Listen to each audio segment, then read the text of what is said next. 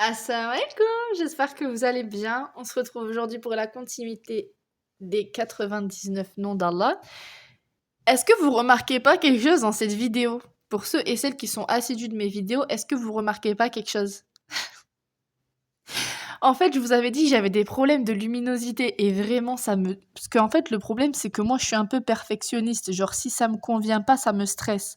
Donc, comme je fais une vidéo par jour, je peux pas résoudre le problème tout de suite, tout de suite. Mais du coup, je cherchais vraiment quelque chose. Et en fait, comme vous avez vu dans une ou deux des anciennes vidéos, j'avais été dans un parc, mais dans le parc, cette fois, il y avait trop de soleil, machallah. Donc, du coup, enfin, il fallait que je sois à l'ombre, c'était compliqué. Chez moi, il y a très peu de luminosité parce que, bah, en fait, on est quasiment... On est en hiver ou pas? Enfin bref, on est au mois de décembre, donc voilà, il fait nuit à 14h30 et il fait jour à 14h20. Alhamdoulilah. Et du coup, je me suis dit, mais en fait, la solution, c'est qu'en fait, j'achète une mini ring light, en fait. Mais le truc, c'est que là, je suis en train de voir qu'est-ce qui serait le mieux et tout pour, bref, le mieux. Et en fait, je me suis dit, mais en fait, il y a ce qui s'appelle le flash sur ton téléphone. Franchement, on va s'en sortir, on va s'en sortir. Et en fait, là, je viens de mettre le flash et franchement, regardez ma vidéo d'avant et regardez maintenant. Pourquoi j'ai pas pensé à mettre le flash? Mais n'importe quoi. Bon, bref, alhamdoulilah. Donc, du coup, alhamdoulilah, on va faire avec le flash en attendant parce que sinon, sans le flash, voilà ce que ça donne. Alhamdoulilah. La lumière d'Allah est la meilleure. Mais franchement, on y voit mieux. On y voit mieux. Bref, pour ceux et celles qui... ceux qui vont tomber sur cette vidéo vont se dire, mais elle a un grain. C'est pas grave, alhamdoulilah. Pour ceux et celles qui ne sont pas abonnés, n'hésitez pas à vous abonner, à commenter, à liker, à partager pour me donner un petit peu plus de force, Inch'Allah, bi'idnillah. Vous allez retrouver donc Challenge des 99 noms d'Allah. Vous allez retrouver une playlist avec toutes les premières vidéos que j'ai déjà faites. Je me sers de ce livre. Et en fait, je vous le lis en fait. Tous les jours, vous avez une nouvelle vidéo avec un nouveau nom ou des nouveaux noms d'Allah, dans laquelle je vous lis la description des noms précités. À vous de l'écouter, de faire des screens, de surligner, de souligner, d'écouter en livre audio, de le faire écouter, de le partager, de faire ce que vous voulez, de l'enregistrer si vous n'avez pas le temps, parce que je comprends bien que voilà, on a autre chose à faire. Après, les vidéos, elles durent une dizaine de minutes. Donc, si vous voulez prendre une dizaine de minutes pour écouter un petit peu et en apprendre un petit peu plus sur les noms d'Allah, pourquoi pas. Sinon, enregistrez-les et abonnez-vous pour les recevoir et enregistrez-les pour les écouter quand vous avez un peu de temps. La première velléité étant que vous en appreniez un petit peu plus sur les noms d'Allah. Donc, bismillah. Aujourd'hui, El-Kahir, El-Kahar. Le nom de El-Kahar revient dans 6 endroits du Coran, que nous énumérerons plus loin. Quant à El-Kahir, il est mentionné 2 fois dans le Coran.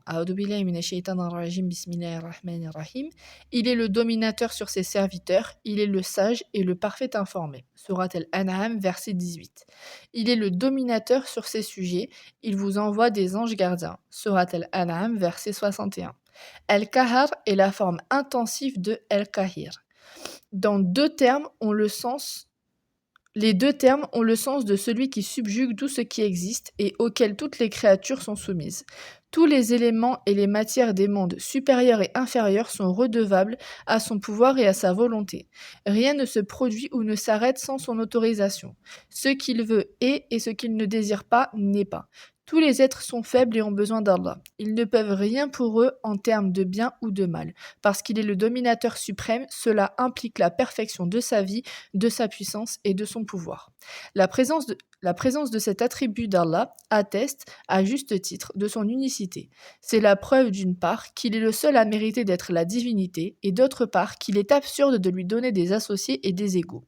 Le nom d'Allah El-Qahar est consigné 6 fois dans le noble Coran en concomitance avec les noms Allah et El-Wahid.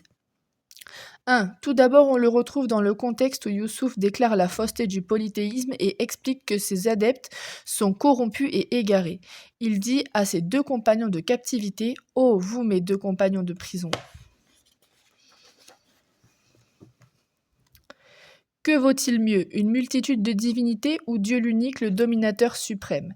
Ceux que vous adorez en dehors de Dieu ne sont que des noms que vous avez inventés, vous et vos ancêtres, et à l'appui desquels Allah n'a fait descendre aucune preuve. En vérité, le pouvoir n'appartient qu'à Dieu qui a prescrit de n'adorer que lui. Telle est la vraie religion, mais bien peu de gens le savent. Sourate Youssouf, versets 39-40. Il leur apprend que le polythéisme est un mensonge. Il consiste à faire appel à une multitude de divinités qui sont incapables et faibles. Elles ne peuvent rien faire de bien ou de mal, ni octroyer ou retenir quoi que ce soit, éparpillées entre les arbres, les pierres, les anges, les morts, etc. Vaut mieux ou Allah, qui possède les attributs de la perfection et les qualités de majesté, l'unique dans son essence, dans ses attributs et dans ses actes, qui n'a aucun associé. Il est le dominateur suprême.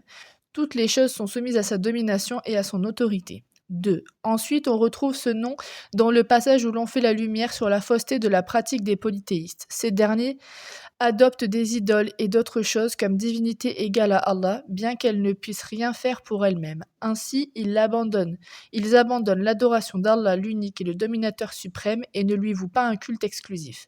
Le Très-Haut ordonne, dit aux impies, qui est le maître des cieux et de la terre? Répond, c'est Dieu bien sûr. Dis-leur, et malgré cela, prendrez-vous en dehors de lui des maîtres qui ne peuvent rien pour eux-mêmes, ni en bien ni en mal? Dis-leur, peut-on confondre à ce point l'aveugle et le clairvoyant ou comparer les ténèbres à la lumière?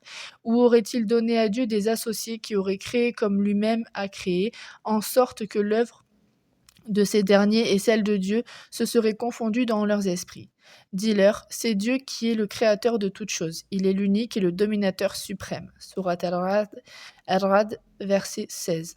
Dans son exégèse de ce verset, Ibn Sa'di explique comment le nom d'Allah El-Qahir démontre la fausseté du polythéisme. L'unicité et la domination n'existent que pour Allah seul. Dans le monde des créatures, au-dessus de chacune, il y en a une autre qui la domine. Au-dessus de celle-ci, il y a une autre créature qui la surpasse, et ainsi de suite jusqu'à la suprématie de l'unique, le dominateur suprême. Ainsi, la domination et l'unicité sont deux éléments inséparables qui n'appartiennent qu'à Allah seul. Il s'avère donc, par la preuve rationnelle et prépondérante, que ce que l'on adore en dehors d'Allah n'a aucune part dans la création de tout ce qui existe. De même, l'adoration d'un associé n'est que fausseté.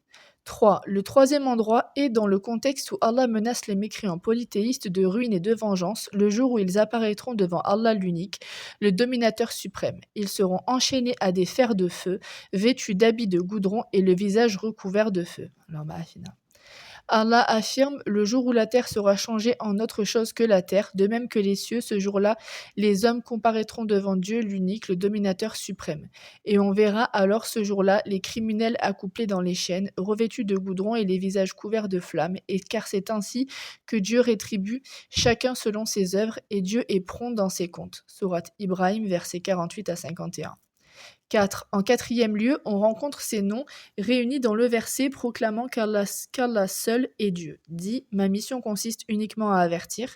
Il n'y a de divinité que Dieu, l'unique, le dominateur suprême, le maître souverain des cieux, de la terre et des espaces interstellaires, le tout-puissant, l'absoluteur. Sourate Sad, versets 65-66. Dans son exégèse de ce verset, Ibn Sa'di déclare « C'est la proclamation de la divinité par le biais de cet argument massu, à savoir que le Très-Haut est unique et qu'il domine toute chose. La suprématie est en effet concomitante à l'unicité. Deux dominateurs ne pourront jamais être égaux dans leur domination. Celui qui maîtrise toutes les choses est l'unique, qui n'a pas de semblable. C'est lui seul qui mérite d'être adoré, tout comme il est le seul dominateur. » 5. Cinquièmement, ce nom apparaît dans le passage où Allah fait ressortir qu'il est exempt d'associés. Quant à ceux qui ont adopté en dehors de lui d'autres divinités en disant « Nous ne les adorons que pour qu'elles nous rapprochent davantage de lui », en vérité Dieu tranchera le différend qui les oppose, mais Dieu ne guide point dans la bonne voie l'infidèle perfide. Si Dieu avait voulu se donner un fils, il eût choisi au sein de sa création ce qu'il aurait voulu. Gloire à lui, il est l'unique, il est le dominateur. Sourate El-Zomar, versets 3-4. 6. Finalement, ce nom figure dans un contexte empreint de menaces et d'intimidation à l'encontre des polythéistes le jour où ils apparaîtront devant Allah, l'unique, le dominateur, qui est parfaitement au courant de chacun de leurs actes et de leurs essences. Le Très-Haut annonce: le jour où les ressuscités comparaîtront sans qu'aucune de leurs actions puisse échapper à la connaissance du Seigneur, car à qui appartiendra ce jour-là la puissance suprême, si ce n'est à Dieu, l'unique, le dominateur. C'est le jour où chacun sera rétribué selon les œuvres qu'il aura accomplies, sans qu'aucune injustice puisse être commise, car Dieu est prompt dans ses comptes. Sourate Rafir, versets 16-17. Dans ce passage, le nom El-Kahar dénote celui qui domine toutes les créatures. Elles lui sont toutes redevables, elles sont soumises à lui et s'abaissent devant lui, plus particulièrement en ce jour, où les visages seront humiliés devant le vivant, l'immuable. Ces 6 lieux démontrent clairement la corrélation entre les noms, l'unique et le dominateur suprême. L'unique ne peut être que dominateur et le dominateur ne peut être qu'unique. De toute évidence, cela proscrit le polythéisme et invalide tout semblable qu'on associe à Allah. Confirmant cette signification, Ibn al-Qayyim affirme: Al-Qahar ne peut être qu'unique, car s'il y avait un égal avec lui, il ne serait point dominateur s'il ne le subjuguait pas. S'il le dominait, ce dernier ne serait par conséquent pas son égal. Le dominateur est donc unique. À travers cette explication et cet exposé, il s'avère qu'il existe une relation entre l'unicité et la foi dans le nom d'Allah El-Qahar. Dès lors qu'on reconnaît qu'il est le seul à dominer, il faut aussi reconnaître qu'il est le seul à mériter l'adoration. On admet alors le caractère corrompu du polythéisme. En effet, comment est-il possible de mettre sur un pied d'égalité ce qui est fait de poussière et le Seigneur des Seigneurs ? Comment peut-on comparer les créatures dominées à Allah, l'unique, le dominateur suprême ? Allah est bien au-dessus de tout ce qu'on lui associe. Pureté à Allah, il est bien au-dessus de tout ce qu'on lui attribue. Voilà pour la lecture d'aujourd'hui. J'espère que cette vidéo vous a plu. Encore une fois, n'hésitez pas à mettre un petit pouce vers le haut. Et on se retrouve, Inch'Allah, demain pour un nouveau nom d'Allah. Salam alaikum.